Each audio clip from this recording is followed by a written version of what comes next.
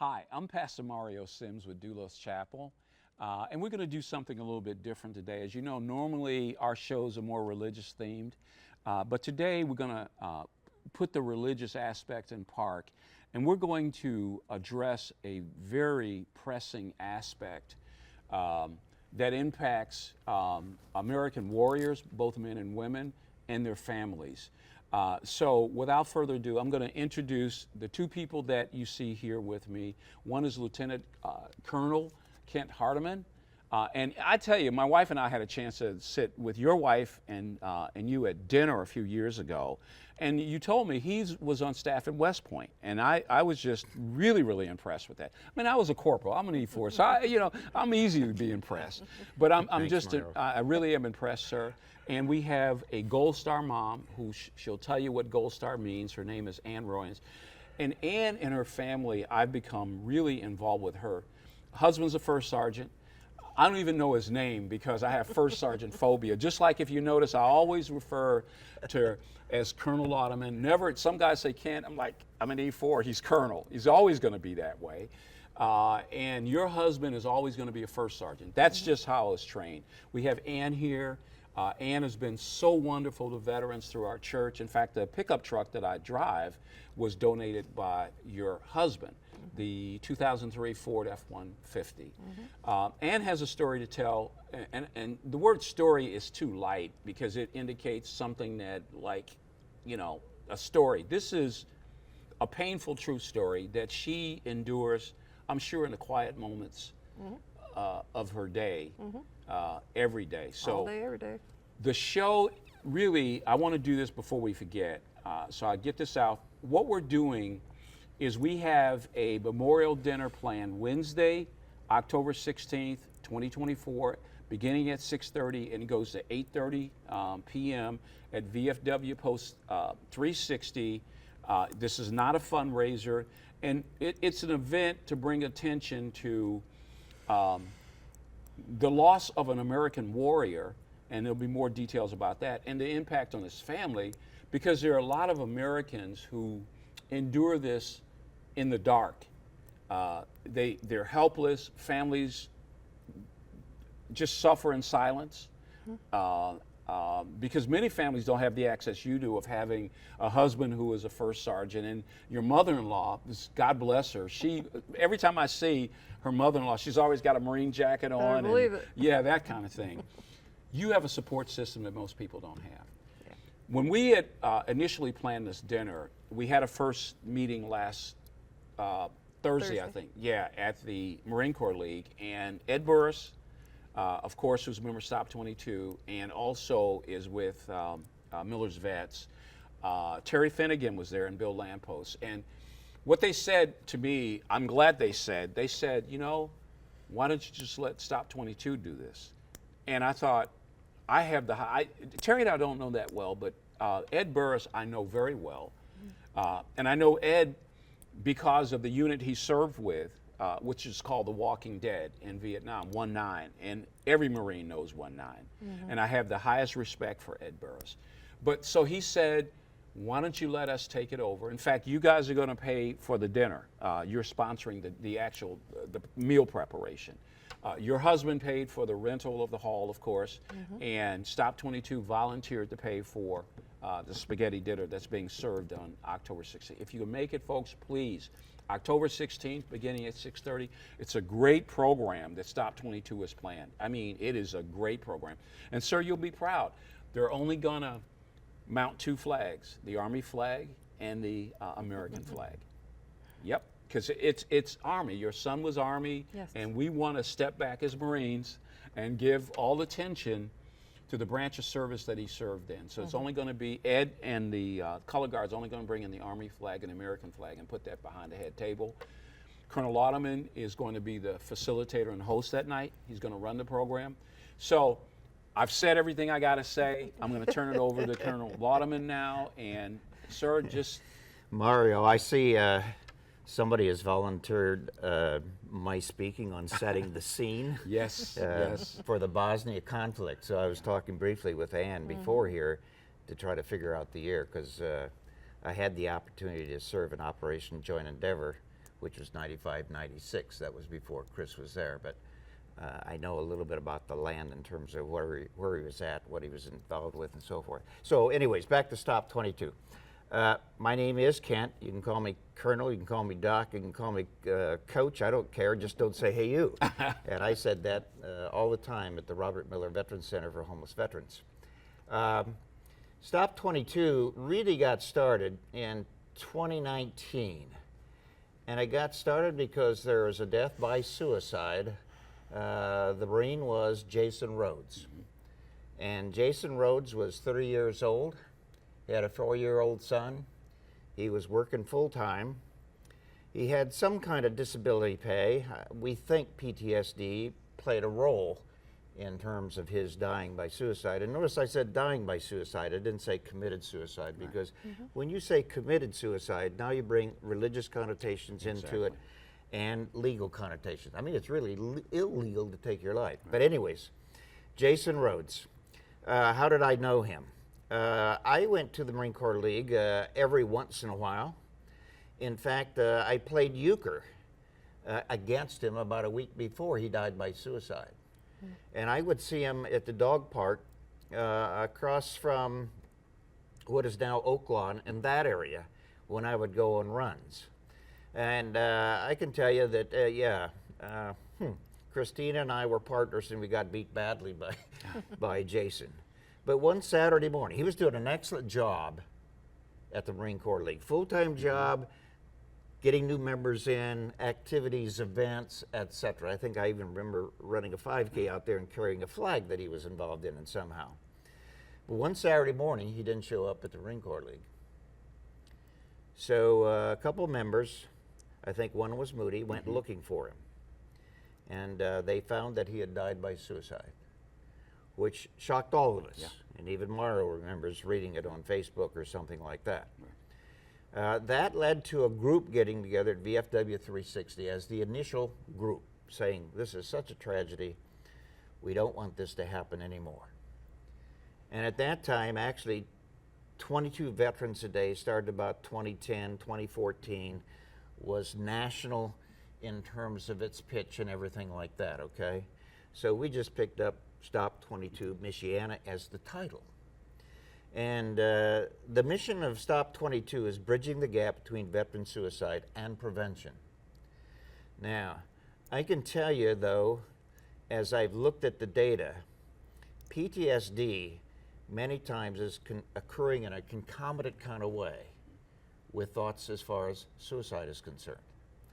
And that's because quality of life has changed for those individuals that have PTSD. And you might see it in the person's personality when they leave and they go to a combat area. And notice I said a combat area, not just deployment, because the research doesn't support deployment. It supports what happens in a combat area. And I'm sure that Chris, in terms of his mission there, saw something that was really emotionally upsetting for him. Or did. And if you're in combat, you're going to see that. And it could be a battle buddy, it could be a friend, it could be a very close friend. Certainly it's going to be in the unit. Sure. Could be multiple situations within the unit. So I'm sure that happened as far as Jason is concerned. But anyways, the group got together, VFW 360 was talking about what to do relative to that particular mission. The mission was picked up a little bit later, all right? I think there's probably 2 members, Ed Burris, president, and myself, trustee, that are still with that group that's meeting in a monthly kind of way. And they wanted to do more things in reaching out to veterans, okay? Now there is the Miller Vet Center, Homeless Center, right next to where we meet in the rec center. So as Mario indicated with some of his stories, sometimes we do find veterans that isolate themselves to the point that it's kind of like almost being a recluse, staying in a room, staying in an apartment, etc. Okay? And there are stand downs that are being done that hopefully pull some of those out. We know that we need to get more veterans registered with the VA. Only 35% participate, receive services as far as the VA is concerned. So that leaves 65% that's out there that still needs help. Many times reacting as far as their vision and what they saw, what they experienced, the trauma that they experienced as far as combat is concerned. And that could be also just the change in terms of themselves having to shoot at somebody, let alone, having a battle buddy shot. Yes. And putting them in moral jeopardy in terms of their own beliefs and what they just did and so forth, okay? So that's how Stop 22 got started. They do a number of events. They partner with a lot of local organizations, VFW 360, American Legion 357, Blue Star Mothers, on and on. And they do different activities. So they've just completed a fundraiser that was out at VFW 360 in August. And that provides some of the funds for some of the things that we do. And some of those things are Trick or Treat coming up at VFW 360, in October. And then in November, I'm going to do a training session on suicide prevention out at American Legion 357. And we want to invite veterans to that. Certainly. And we want to invite spouses to that and adult family members. Because we need to get rid of the stigma as far as mental health issues are concerned and suicide. Yes. And basically, my training, if you can stand me for 90 minutes, is what that's all about, looking for signs and symptoms. And I can tell you that a person that dies, as Jason died, there are survivors that knew Jason, certainly his family member, his 4-year-old son, okay, that will have triggers all throughout their life and flashbacks as to what happened as far as the loved one is concerned. And we get into other kinds of activities, and one that I was very proud that we started, we didn't have a whole lot of takers, was supporting an emotional support dog out of the Humane Society. And we got one dog, a very hybrid dog, worth about $2,500, and they wanted us to really do the vetting to get it to the right vet. And it did get to a Blue Star Mother's family member, okay? Nice. That's unique. Wow. More recently, we've gone to, we know that VFW's American Legions are struggling with membership. So they're using some of the money that they raised to pay the first year of membership. I've seen for that. first new membership for veterans to try to help out the partner organizations that we do. So that's basically Stop 22, how it got started with Jason Rhodes, 2019. We do different events and activities throughout the year, and I shared with you a couple that we're doing. I can tell you that with those that are thinking about suicide, and when I get into suicide, I can really get into it. It's ideology, thinking about it, it's planning, it's attempting, and then it's dying. And if I go to that last end there, in 2022, the last number we have for COVID is 22,476. That's a historical high. And I can share with you that in 2022, we had 10 veterans die by suicide in St. Joe County alone. Okay, that's the highest number I've seen. We don't know all individuals that are wrestling with suicide. They are very adept in kind of hiding that in their own isolation, etc. But sometimes we may see that it's troubling to them. Okay, and that's when we need to be partners in bridging that gap and be willing to listen, as Mario indicated earlier, as far as the stories that he tells and so forth. So that's kind of the setting, the background as far as Stop 22 is concerned and so forth. I do use the crisis line. It's now 988. I never remembered that 1-800 4-digit number. I just remembered 1-800-SUICIDE. Yeah, sure. But that's a crisis line now, 988, for mental health issues as well as crisis and substance abuse issues. And I can share with you that as I've looked at the research, those thinking about suicide are dealing with flashbacks, nightmares, reasons for not sleeping, and many times turn to alcohol and drugs in an attempt to really dampen and flood those terrible, terrible thoughts that they have. Well, it may work until the drug wears off, and then they got two problems, okay? Exactly. So that's kind of where I'm coming from. We don't know, and that's the trouble with survivors, with somebody that dies. Natural causes I can share with you on this hand. Hey, I lost a battle buddy. Nope, let me back up. I lost a father to a tragic highway accident 20 years ago. I lost a brother to COVID in 2021. I lost a brother-in-law to alcoholism in 2023. And I know something about alcoholism. Sure. And we were about to the place where we were going to do intervention as a means to try to deal with it and so forth. But he was admitted to the hospital and died by cirrhosis 2 days later. So we didn't get a chance to even do that. Now on this side, I've lost a battle buddy in Vietnam. I've lost a cadet at the United States Military Academy, Al Fox. And I told you, we lost Jason Rhodes that I knew Yes. from the Marine Corps. What's the difference between these three and these three? Yeah. We don't know the why over here. And that really bothers any survivor Sure. when a son or daughter passes away Yes. and the survivor's left to try to figure out what happened, what should I have done, what could I have So done, true. what I ought to have done, So etc. true. So that's kind of where I'm coming from. We're just saying that Jason was dealing with an issue. He was trying to handle that issue in terms of alcohol and sought some help as far as alcohol. So if you could tell us a little bit more about Chris. About my Chris. You know, what you guys are talking about, I don't think of Chris as suicide. He self-medicated. I read up a little bit on the 22, and it's not just suicide, it's also self-harm, Right. which I think self-medicating falls into that. Absolutely. Intentional or unintentional, it doesn't matter, same result. This is why we lost Chris. Yeah,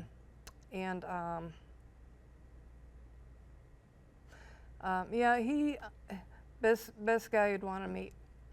And, but yeah, we're writing a book, wherever you want to look. No, that's fine. You're at the right Okay. camera. Okay. So anyway, I'll just leave it up. This tells a lot. Yeah. Right now we have short stories from sister, bonus sister, an aunt. Chris couldn't forgive himself for things he had to do. And I'm sure there's more to it, but bottom line, we know through phone calls and discussions, but he had become an alcoholic. Nobody thinks they're going to become an alcoholic. Right. It's not You know. It's not in your life plan. Right. No. So, and I didn't know what to do about it. He didn't live with me, but that doesn't matter because I was over there all the time. He did come from a wonderful family unit. His dad and I were married for many years, and all of our, he has a bonus mom and a bonus dad and bonus siblings, and he's from a wonderful family. And he was good to all of us until he wasn't. Right. And Did you see some change before he was deployed to Bosnia and then when he came back? And was that noticeable when he came back or came up later? Chris signed up for the Army. He wasn't even, he graduated at 17. So he didn't ask for mom if he could go in the Army. He had already signed up. Yeah. So he was gung ho. As a matter of fact, when he was younger, he used to put face paint on and booby trap the trees between us and the neighbors. I mean, you know, he was into it. His father was Army. Right. Okay. And but yeah, he very strong family unit. When Chris started having trouble, he lived with his dad, and also his, like I said, bonus mom, bonus sister, and bonus brother. We were a tight enough group that when he started having so many issues, I mean, I was welcome over. Right. I didn't even have to knock. Right. I could go right up. When there were problems that the bonus brother and sister, they would call me. They would call me to come over. Of course I'd come over. Sure. I mean, everybody wanted to help. Everybody loved him. But he just kind of withdrew. he withdrew. He couldn't forgive himself. He couldn't had forgive been- himself. So he was wrestling with some kind of shame or guilt. I mean, this is generally what's happening Yeah. with a mental health issue. and certainly somebody that served in combat. Right. Okay, could be shame, could be guilt, Right. could be remorse. Right. They don't know how to handle it. Too many of the times, the person, male or female, will turn to alcohol and Yeah. drugs. They may have been a social drinker Exactly. Yes. before that, and then I don't know when the switch flips. Yeah, I don't either. But something flips, and I think it's driven by what they're wrestling with in a mental and emotional kind of way. It's not an injury you see, like a broken leg or a broken arm or a shoulder that's been hurt in some kind of way. I mean, it's not written on their forehead, and you can't always see it in their eyes. Yeah. Yeah. But you have the sense that they're wrestling with some kind of issue. They know, and sometimes can't even describe it. Yes. Okay. Very true. And many times, unfortunately, we'll turn to something that will dampen that. Now, there can be a variety of things that might do that. You know, somebody turning to religion might serve as that person. I believe he did. He wore a cross. Or turning to a serious activity like running. I mean, I could stop out a lot of stress. Or, unfortunately, sometimes to alcohol, drugs, etc. And we do know that it does change the way you think and the way you feel. Yeah. Okay, and certainly with all the drugs that are available right now, it's so easy. It's so easy to get sucked into that world. Yes. And now you got a personality change, and you got two problems. You got the addiction as well as the mental health issue that they're wrestling with. So in the last period of time, what did you see as far as a change in his personality and behavior? Right offhand, without giving it a lot of thought, just his intensity. I remember he had some friends over. He was cooking some steaks, and I remember how intense he was. Well, it was Anxious. military, Anxiety. you know, because he had his civilian friends over, but he was in his Kind of a protective stance over set. yeah. Well, see, and he's very respectful of children. Right. He loves children. He didn't have any children, but I remember him cursing or using foul language in front of the one's little girl. Well, that's not like him. That's atypical. Yeah. And but I think what's the word? Adrenaline. Adrenaline seemed to. He started bull riding. Well, yeah. He's trying to recover the high from combat. Yeah. Because it's Yeah. so Yeah. unique Yeah. that some guys trying to recover that because it's a once in a lifetime, as it should be experienced. And there's a transition that takes place sure. after you come back from combat and you get into civilian life, and all of a sudden your world is flipped upside down. And you know, during Vietnam, when I got out of the Marine Corps, it was, here's your DD-214. I think I got my discharge. I went in to see my commanding officer, gave me the discharge, and I rode with a guy who was going to Niles. I caught a ride with him and came back to South Bend, and all of a sudden everything stops and you're a civilian again. Oh, yeah. I remember I Very joined much. at 18, and the first time I had a chance to come home on leave, I came in at O'Hare. My dad lived in Chicago, so I borrowed his car. My mom lived here. Came down to see my mom and surprised her, and came through the door. And I never forget, she looked at me and she started crying because I had changed. I'm 19, 20 years old now, and I look like I'm 40. My face had changed. When you talk about, and I want to talk about the impact of what happened after, because I know from my standpoint with Jason, when I saw it on Facebook that day, I mentioned before, I literally laid on the floor crying. Now, I didn't have a long history with Jason or anything like that, so it wasn't like you and your son, so I know how devastating that was, but my grief was over the loss of this warrior. The loss of, to me, it was an unnecessary loss. It's whatever the weather was like that day, it's a good day and you're not thinking about taking your life, but he did. And to me, it changed, as you said, Stop 22 kind of grew out of that. What it did was our church, that was in 2019. We'd had the church for 6 years. We got in 2013. I began shifting from housing the homeless to paying more attention. In fact, the largest room in the church, our community room, is named after Jason Rhodes. We have his picture, and the Marine Corps League gave us a plaque. We had a dinner, just like we're doing for your son, but it changed the direction of our church because my focus, yeah, you could feed, house, and clothe people, but you got 22 veterans a day. That's not their issue.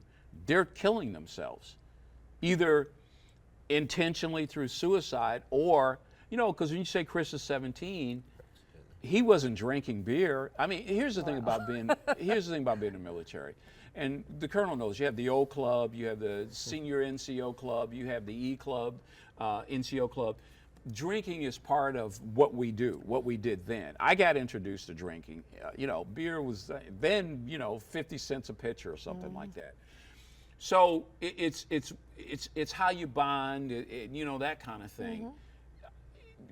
But I know for me, because when I came home, we didn't know what PTSD was. Right. You didn't know. You got your discharge, okay, see you later, and that was it. So for 30 years, I self-medicated. I used alcohol, and when that wasn't strong enough, I added marijuana. When that wasn't strong enough, I had cocaine. Think of all the on my personality and my character, all of these drugs had, and the impact on people around me.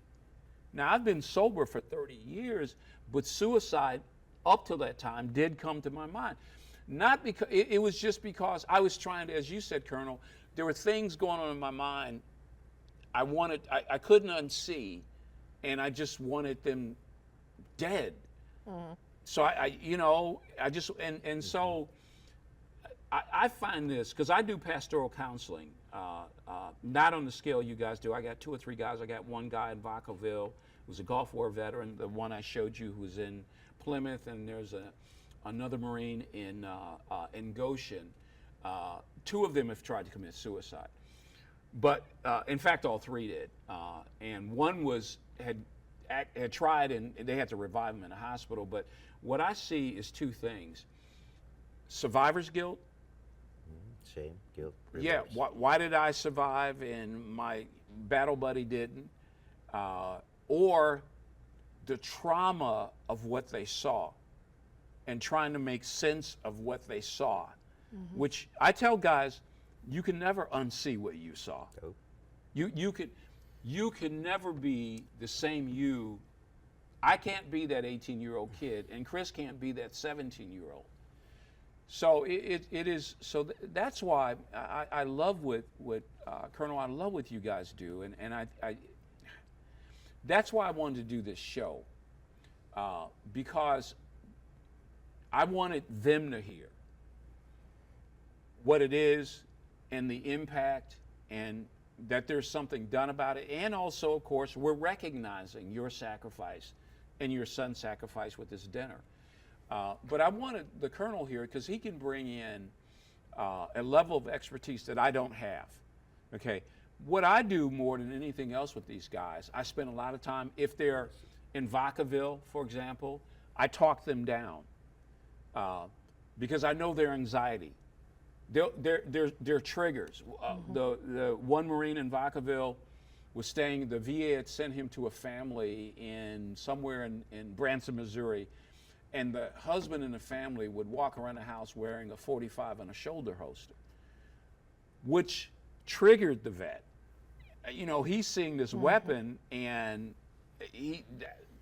so the VA ultimately had to move him from that, because it was, he talked to me one day, he says, I'm ready to just take that guy's .45 and shoot it with it. Yeah. Certainly with mental health, and we don't know exactly what was happening with Chris other than we could observe and see some things. And Mario's talked about shame, guilt, and remorse. Those in combat have generally seen injury or death to someone, okay, if they've been in real combat. And like Mario said, that image stays. Yes. You cannot get rid of that image. But too many of the times we come back, and I don't think we do a good job in transitioning soldiers back into Yes. We prepare civilian them for life. war, okay? but we don't Yes. prepare them for peace. That's right. You're right, Colonel. There's an interesting story that I usually tell when I'm doing suicide prevention, and that was a battle buddy that was at Walter Reed Army Medical Facility, and he was in Iraq. He was in the lead vehicle, 3-vehicle convoy, up over Humvees, probably made in Mishawaka, Indiana. Right. Okay, and they hit an IED, and that Humvee, heavy as it was, went upside down. Had a concussion, doesn't remember a whole lot, went to Landstuhl, from Landstuhl back to Walter Reed. So I knew that he was there for physical rehabilitation and mental and emotional rehabilitation. The physical rehabilitation was that he had lost both knees, both legs from the knees on down, and he was learning how to walk again. You know, something that we take all for granted. Very much. Okay? He was also there because he was the assistant driver, and the driver had died. And he felt he should have died at the same time. Yes. Shame, Yeah. guilt, and remorse. Okay. Yeah.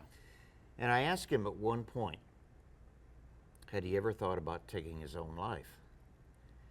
And he said, yes, quote, Kent, you would too, Yeah. if your quality of Yeah. life had changed Yeah. Quality of life. Yeah. in such a drastic kind of way. Yeah. All right. And then he went on and told me that yes, he was getting some treatment, cognitive behavioral therapy, dialect behavioral therapy, EMDR, those are common kind of therapies. And they have some of those down at the Veteran Counseling Center in South Miami, okay, which I really like as far as help is concerned. But we continued to talk, and he said, Ken, I want you to understand something. I have shame and guilt and remorse because, one, I'm alive. Right. Two, I was the assistant driver. I was supposed to be looking out Yeah. for that IED, that bomb. That could be a box of trash beside the road. It could be a pile of trash beside the road. Could be a burned out hulk of a vehicle beside the road. Could be a dead animal beside the road. Could be a child with a vest on beside the road in Iraq, okay? Could have been a bump in the road. And you know what, Kent? I missed it. Shame and guilt times 2 Yeah. was the issue that he was dealing with, okay? He says, thankfully, I get my pain meds in pill or drop form while I'm in the hospital here. I am a little worried about what's going to happen when I leave, and they give me a 30-day prescription, okay? So, you know, could I see that mental, emotional pain on his forehead or in his eyes? No, I couldn't. Yeah. They're very adept at hiding that, okay? Because it's them. It's a very narrow vision that they have. And they're almost embarrassed to share it with you, okay? So they keep it to themselves, Yeah. and they keep it walled up. And somehow we've got to be able to break through that barrier. And certainly people listening, we got to have those, Mario. Yeah. There is 988 that's available. It's a new crisis line for mental health issues, substance abuse issues, or crisis issues. I like it, and I try it out about every quarter just to make sure it's working. Now, I can dovetail off of that and say, hey, you know, I'm in suicide prevention in terms of teaching, training, and educating, and so forth. And then I ask them, you know, what their background is, where they're at, and so forth. And I'm amazed at the quality of training that they have. Now, you can punch after 9881, and you go into the VA system. There's about 200 nodes if you just dial 988, and you'll get an answer in about 30 seconds or so, okay? But if you punch one and you go into the VA system, you're going to get one of 4 nodes. It may or may not be a veteran on the end of that line. So now we got to wrestle with, yeah, I've got veterans to understand. 988, it doesn't make any difference what's on the other end. They're well trained. You punch one, it's going to be a VA person, okay? May not be a veteran. And the person may say, no, no, no, I don't want to have anything to do with the VA. Hey, that's just the nature of some of our veterans, okay? Fine, stick with a 988. Or better yet, I'll give you Vets for Warriors that's in Rutgers University, available 24/7, and is a vet that answers that line. So we have resources 24/7 that we need to make sure that's out there, because generally somebody with a mental health issue wants to talk to somebody. It may not be a family member, and it may not be a friend, okay?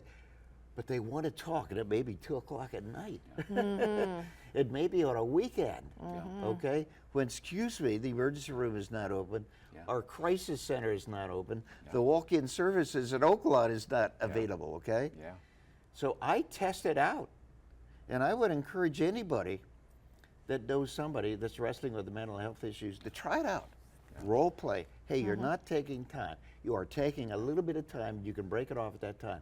But what you learn is a valuable resource that you can share with anybody, family members, friends, person you sit down next to at a bench, and you discover they're wrestling with some kind of issue or something. Well, I went into a long issue there that maybe I shouldn't have. But we've got to have the help available, going back to what Mario said and what he does. All right? And we don't know. Chris will never know for sure, other than he Many was wrestling with mysteries. alcohol. Vodka was Vodka. his, was cheap and easy, and well, what is that thing they put on their back, and usually That- there's water in it? Yeah. Yeah. You Okay. Fill up that Camelback. Camelback. Yeah. Camelback's what yeah. it's called. Yeah. We learned things, and I mean the thing for me is loved ones. We have no idea what to do. We have no idea. I don't know anything about alcohol. Well, sure, I drink a little, but Yeah. I'm one of the lucky ones that Yes. don't have the addiction gene. I don't know if it's hereditary. I don't know anything about that. But yeah, nobody expects it. So you're like with my brother-in-law. We could see what was happening. Yes, We could suspect what was happening. absolutely. But we weren't successful in intervention Right. as a treatment plan, okay? Right. Until he got so seriously ill, he had to go to the hospital, and then it was diagnosed with cirrhosis of the liver, and he died 2 days later, okay? So he basically drank himself to death. He did. Yeah, and see, that's the did. situation that you had. And I don't know what was happening with him. He was a professional lawyer, okay? But that could be just the addiction. I think with Chris, he was wrestling with something that happened in combat. Right. Absolutely. And I'll try to set the scene at the dinner Right. in terms of Good. what was happening in Bosnia. I was at Operation Joint Endeavor from 95 to 96. Before Chris got there, and we were pulling some troops out of there after that. But I've read your story in terms of what Chris ran into a little bit, okay, when he was first deployed over there and everything like that. And that's traumatic. Yeah. That is traumatic, okay? And I want to say this, if I can grab this for a minute. I want to use this camera. I don't want to hide your face, Colonel, so I'll do it here. I want you to, as a Marine veteran, you know, a lot of guys have posed pictures that they send from home. When I look at this, I see rifle grenades. I see spare magazines. This was a combat shot. This was somewhere in harm's way. Truth be known, that's a black and white. He had a light blue helmet. Right. So they were still in peacekeeping. Right. Yeah. But I had But- nations but- NATO peacekeeping. as That soon as doesn't mean that you're in a peaceful situation. That's right. I mean, how many peacekeepers get killed in these violent confrontations? as soon as they captured 3 of our guys, it became war. Well, yeah, and you could, And you he could, was there. you could, as a veteran, I look at this, and this tells everything you need to know. That the peacekeeping role is a whole different thing. This is a guy that's prepared for combat.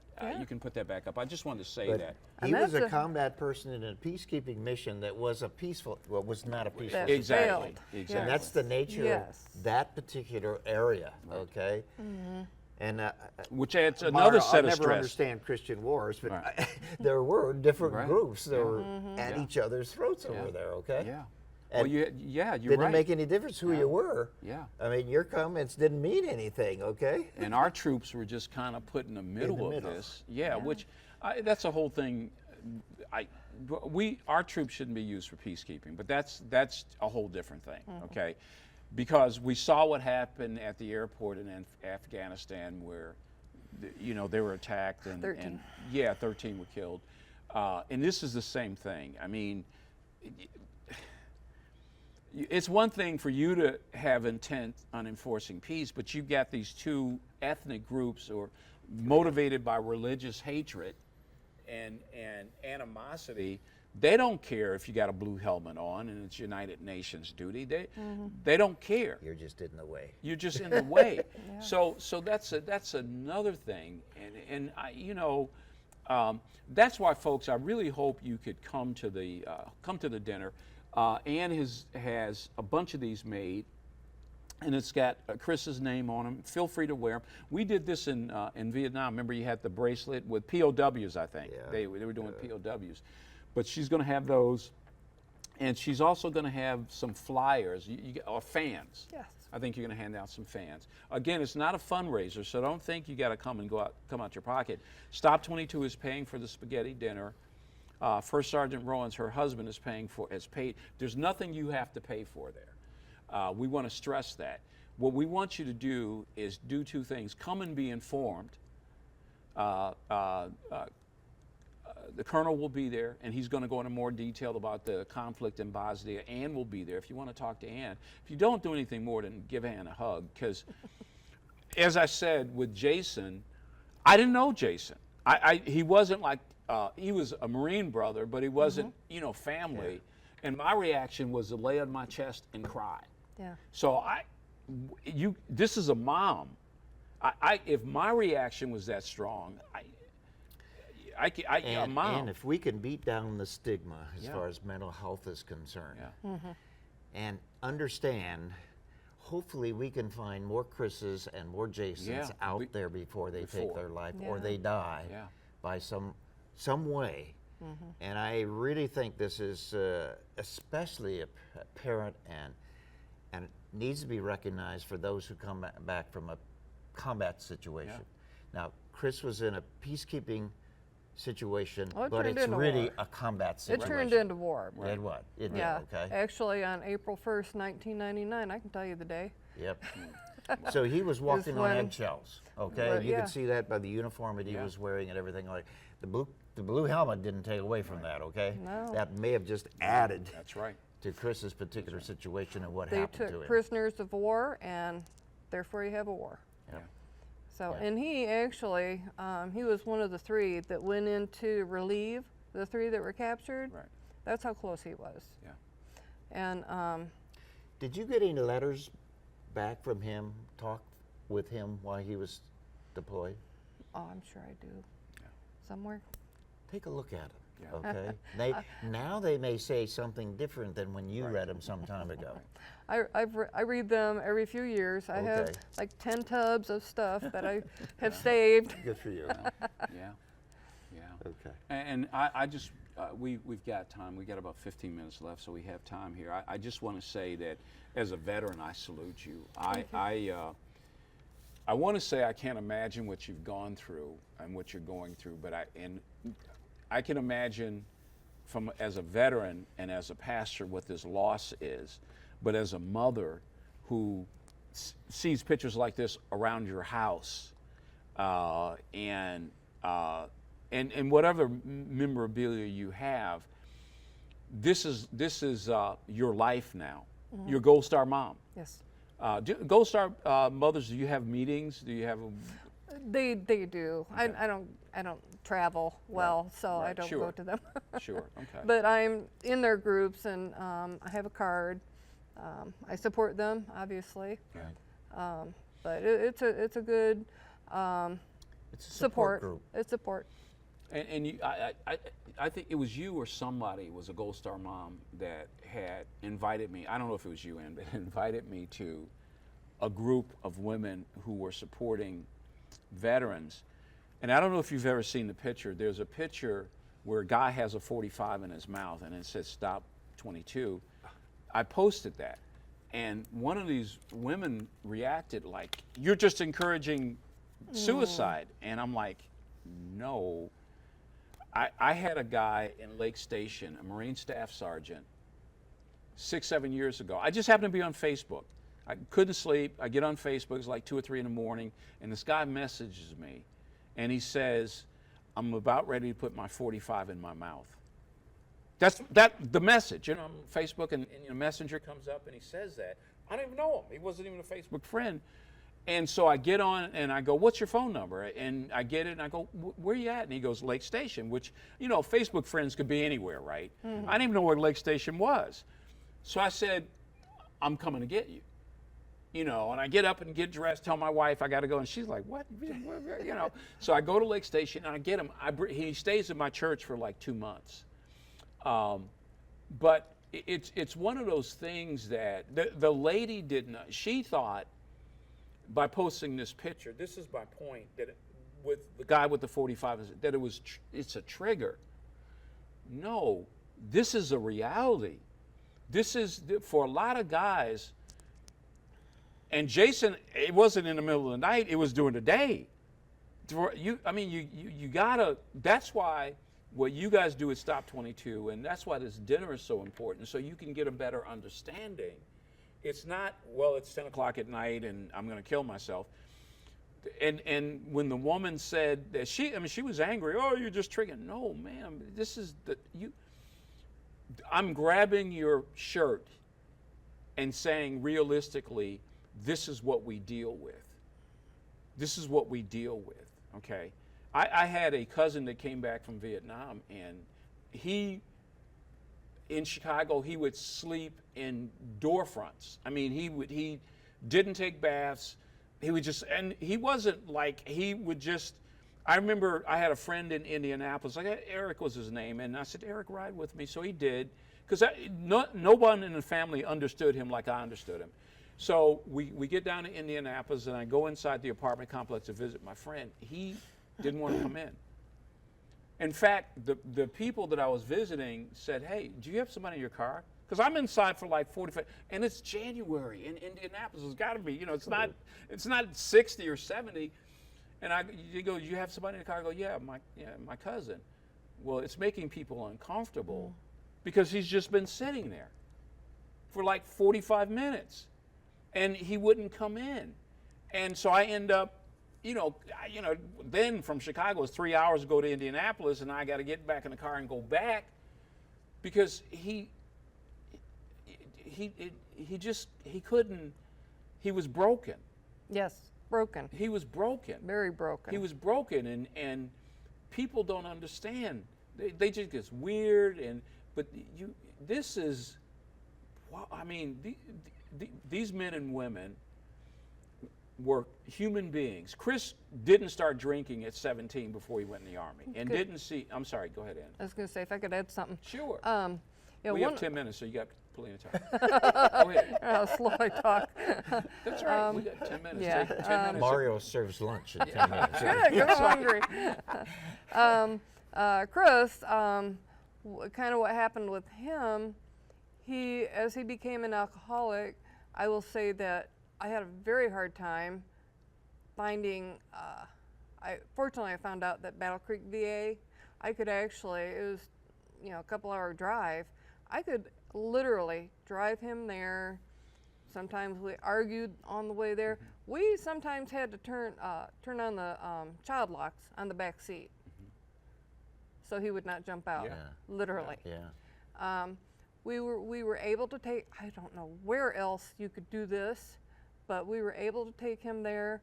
They would bring him in and let him detox safely. The time that he actually passed, he had no alcohol in his system. His autopsy showed that. So whether he was trying to quit or if he ran out, we'll never know. Well, delirium treatments, that's a big problem that comes when I went to a treatment program, and one of the things they had us do the first 3 days was stay in our hospital, whatever you call them, pajamas or gowns. And the reason was people who had used, and I abused alcohol. I mean, I remember the intake counselor asking me how much I drank, and I'm like, well, let me see. I have a 6-pack for lunch. When I get home, I have another 6-pack, and I have 2 shots of Stolich and I have vodka, 2 shots of vodka, and I may smoke a joint. And she looked at me like, yeah. But that was normal. That was normal to me. And but we learned in treatment, when you detox, the reason we had to stay in these hospital pajamas for 3 days, and it was Pathways at Memorial Hospital, which was a great program in the late 80s. they had you in your pajamas, the hospital things, whatever, for 3 days, and they said, well, if you're using alcohol, the fact that you can't have it anymore, alcohol was so dangerous to detox from because you got delirium treatments, and you may just pass out. So when you said that to me, I'm thinking there's no alcohol in the system. Yeah. He's detoxing, and that's what caused that. And I found him, you know that. Yeah, which is a whole different, like, that's like beyond understanding. Well, and I'm thankful that, number one, when he fell, it was obvious he had had a seizure. Right. When he fell, he was face down, and this may sound odd, but I had a chance to protect him. Yeah. Well, your mom. Your mom. Oh, I still protect him. Yeah. I asked if Stop 22 would treat him respectfully. We have you were on. I got to say this. You were on the phone with us. She was on the phone. She couldn't make it in. Yes. And your guys, you got to be really proud, because see, this is where I just knew I wanted to do the program. I didn't know anything else. It's like I'm telling you, after I told you I want to do it, I went like, oh my God, what did I do? No. You know, what did I do? But if we can get 150 or 200 people there, just imagine. I love that. How we're working on the stigma as Yeah. far as mental health is concerned. Suicide, not in this case, is concerned, and so And forth. folks come because the Colonel's guys are paying for it. I mean, they're picking up the spaghetti dinner. Well, But- I think but- You Matter too is maybe doing that, but go ahead.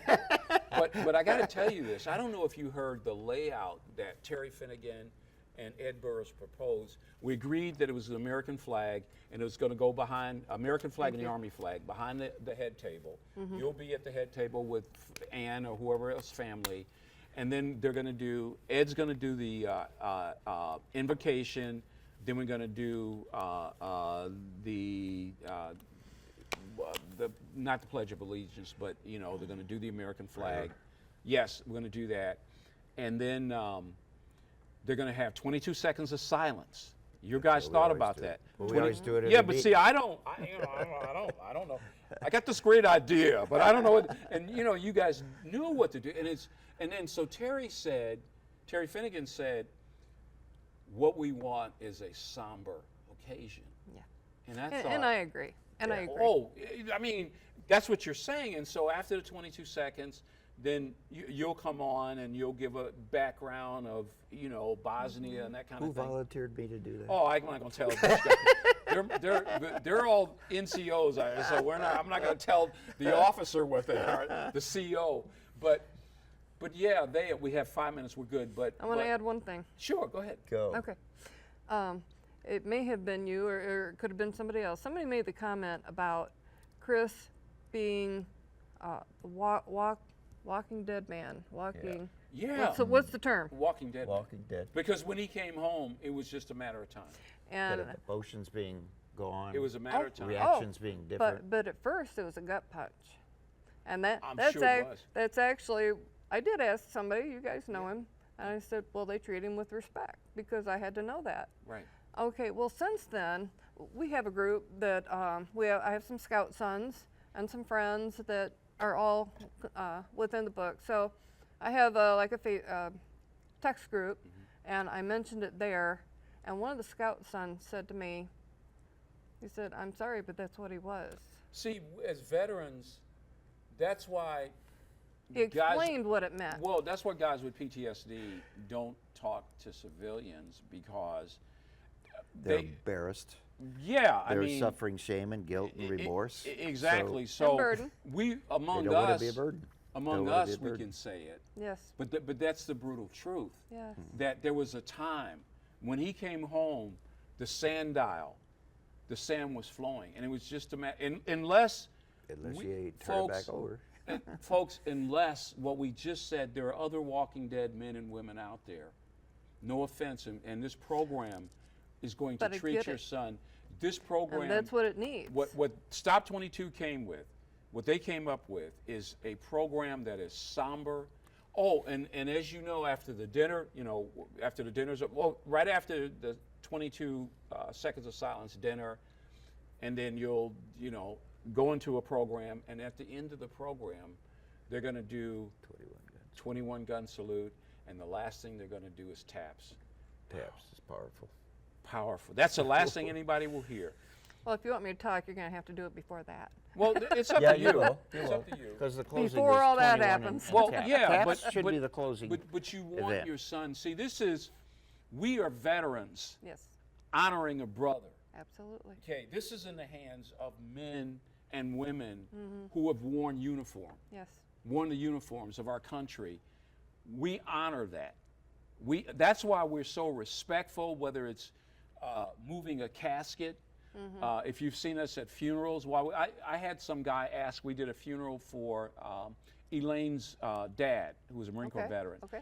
And as they were closing the casket, I was standing there, and they draped the flag over, and they were like, okay, let's go out to the, and I stood there, and one of the guys said, what are you doing? I go, well, see, as Marines, we have a tradition, he's never left alone. Yes.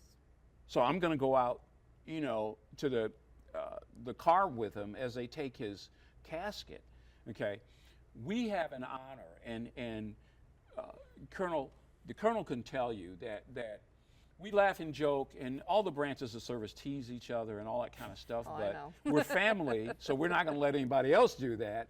But at the same time, there is a brotherhood and a commitment. That's why he wears that hat, and that's why I wear this, because I could be in Walmart, Kroger's, anywhere, and pretty soon you'll have a World War II veteran, a Korea veteran, a Navy, and an Army, and we're standing there like we've known each other. Sure. We honor your son. Folks, please come. We got 2 minutes, so somebody take the 2 minutes left here. Go. You know, offhand, all I can think of is when veterans do come home, people have moved on with their lives. Yeah. Children, families, you know, all of a sudden they don't quite fit like Well, they that's used it. to. You, like I said, you come home, and from what you've come from, we got a minute left. From what you come from now, it's like you get off the Ferris wheel, and everything is like, hey, they're going to Steak and Shake. They're going to, you know. Yeah. Thank you for tuning in. October 16th from. See you there. Yes, please come. 6:30 What, to 6:30 8:30. to 8:30? 6:30, 8:30, VFW Post 360. You can get a hold of the Colonel at Stop 22 Michiana, and Ann has a Facebook page. My Angel has. My Where's angel wears combat boots. We have a website now too. Thank you. God Awesome. bless you. Awesome. Thank you very much. Thank you. Okay. You got dinner?